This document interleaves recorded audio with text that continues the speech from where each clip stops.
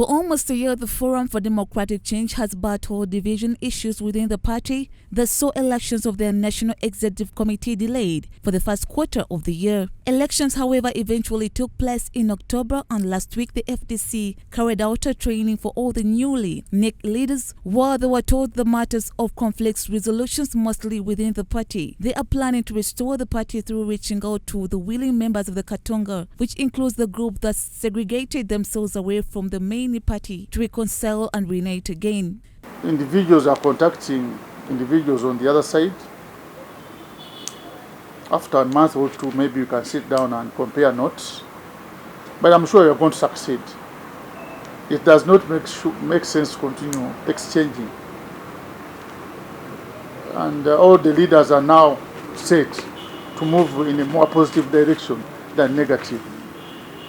You know pretty well, nobody gains out of it. All of us will be losers if we continue these exchanges. And as I told you, we are the parents now.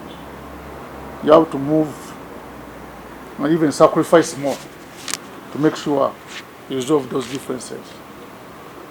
Where they can be resolved. Where they can't, then we agree to move on as different entities. Mr. John Chikonyogo, the FDC spokesperson, noted that the training is for all leaders in the party to be equipped with skills during their regime. He also urged the FDC members of Katonga to avoid using the party's symbols illegally before the repercussions occur. And you cannot use FDC symbols without the authority of the party. So we expect them to comply. If they don't comply, then we move the next step. But we have to assess whether they are complying or not before I will tell you the next step. As we stand today, you are duly informed. He adds that the parties haven't yet signed a memorandum of the understanding with the Katonga group in terms of the plans ahead of the 2026 elections.